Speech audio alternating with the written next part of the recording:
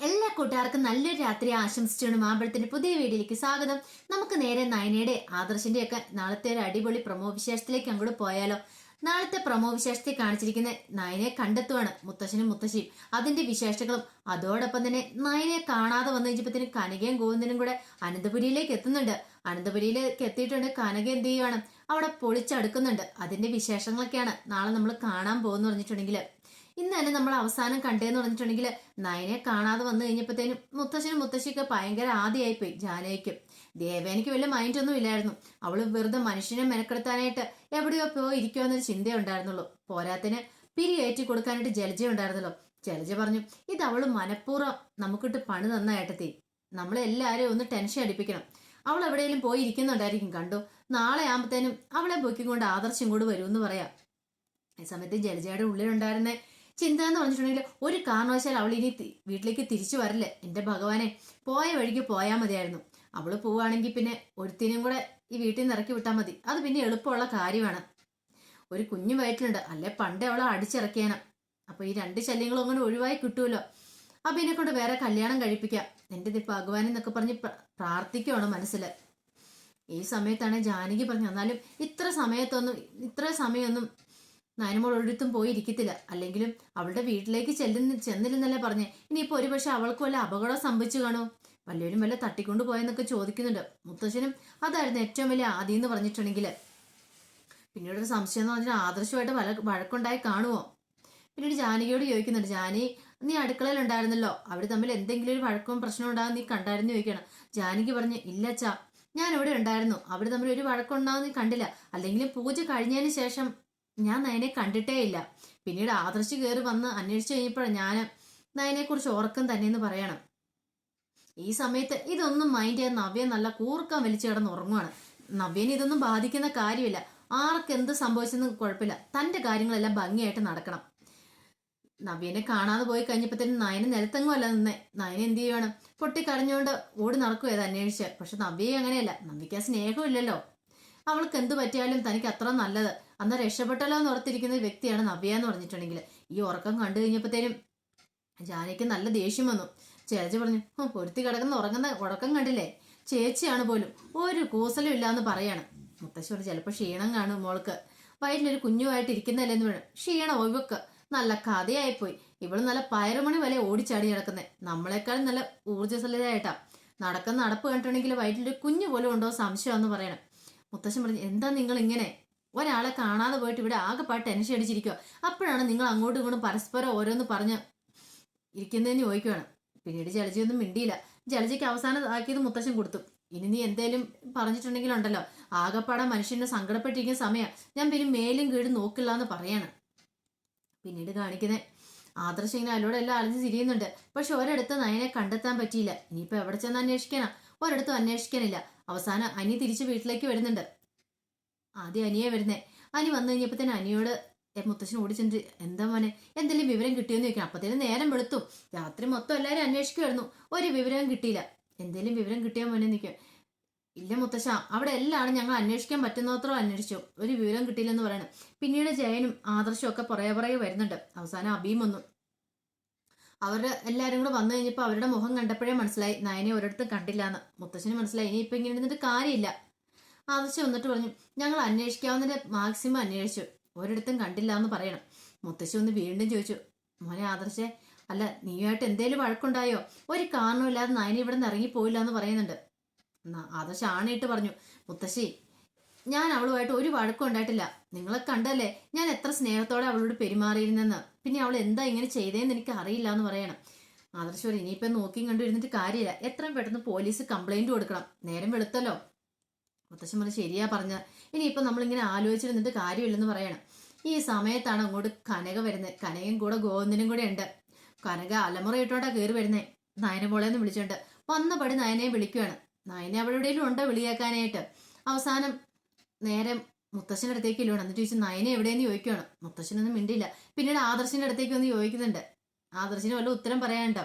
ആദർശനോട്, സത്യം പറ മോനെ, നിങ്ങൾ തമ്മിൽ എന്തെങ്കിലും ഒരു വഴക്കുണ്ടായിരുന്നോ? ഉള്ളത് ഈ അമ്മയോട് പറ. എന്റെ ടെൻഷനും കൊണ്ട് ചോദിക്കുന്ന ഒരു പെറ്റമ്മയുടെ വിഷമം അവർക്കേ മനസ്സിലാവുള്ളൂ എന്ന് പറയാം. ആദർശ് പറഞ്ഞില്ലമ്മേ, ഞങ്ങൾ തമ്മിൽ ഒരു വഴക്കും ഉണ്ടായിട്ടില്ല. പിന്നെ എങ്ങനെ ഇവിടുന്ന് പോയത്?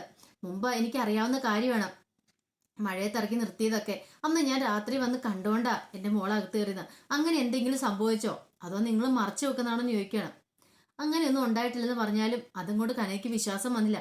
ഈ സമയത്ത് ഗോവിന്ദൻ നേരെ ജയന്റെ അടുത്തേക്ക് എല്ലുവാണ്. ജയനോട് ചോദിച്ചു, അതെ, നിങ്ങൾ ഉറപ്പ് തന്നില്ലായിരുന്നു എന്റെ മോളെ പൊന്നുപോലെ നോക്കൂന്ന്. അന്ന് ആ മഴയത്തിറക്കി വിട്ട സമയത്ത് കൈ പിടിച്ച് കയറ്റിയപ്പോ എന്താ പറഞ്ഞേ? മരുമോളായിട്ടല്ല മോളായിട്ട് നോക്കുന്നു. എന്നിട്ടിപ്പോ അവൾക്ക് എന്താ സംഭവിച്ചേ?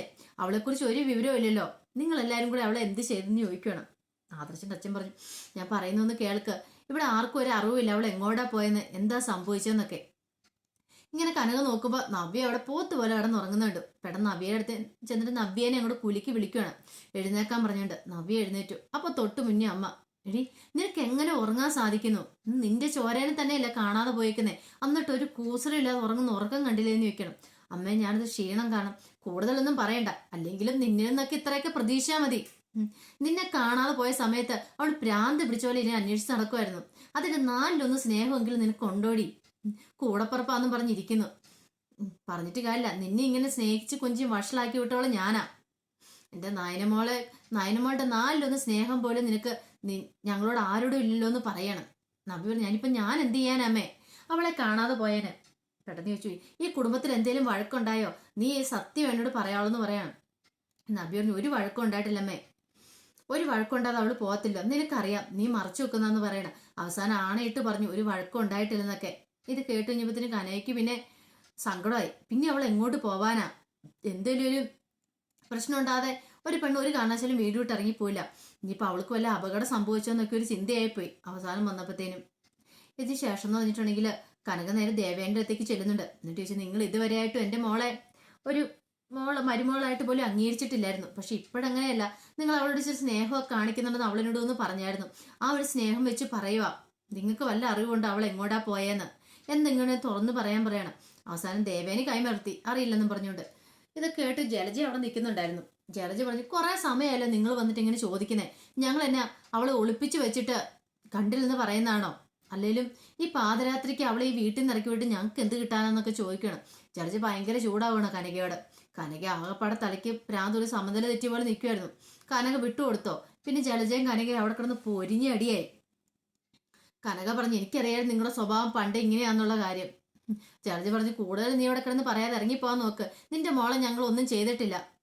അവസാനം കനക പറഞ്ഞു, അതെ, എന്റെ മോൾക്ക് എന്തെങ്കിലും പറ്റിയോണ്ടല്ലോ ഈ കുടുംബത്തിൽ ഒറ്റ എണ്ണത്തിന് ഞാൻ വെറുതെ വിടത്തില്ല. ഈ കനക ആരാ നിങ്ങൾ അറിയാൻ പോകുന്നുള്ളൂ. എന്റെ മോൾക്കൊരു പോറലെങ്കിലും സംഭവിക്കട്ടെ എന്ന് പറഞ്ഞിങ്ങനെ വെല്ലുവിളിക്കുകയാണ്. അങ്ങനെ വെല്ലുവിളിയെല്ലാം കഴിഞ്ഞപ്പോൾ അവിടെ ഇരുന്ന് കഴിഞ്ഞപ്പോഴാണ് മുത്തശ്ശനും കൂടെ പുറത്തേക്ക് ഇറങ്ങി വന്നു. മുത്തശ്ശി ചോദിച്ചു, ഇനിയിപ്പോൾ എന്ത് ചെയ്യും? എത്രയും പെടുന്നൊരു പോലീസ് കംപ്ലൈന്റ് കൊടുക്കണ്ടേന്ന് ചോദിക്കണം. അപ്പോൾ മുത്തശ്ശൻ പറഞ്ഞു, കൊടുക്കണമെന്ന് പറയണം. അപ്പൊ എന്തേലും വഴി കണ്ടെത്തേ പറ്റുള്ളൂ. പക്ഷെ ആദർശോളമായിട്ട് വഴക്കൊന്നും ഉണ്ടായിട്ടില്ലെന്നാ പറയുന്നേ.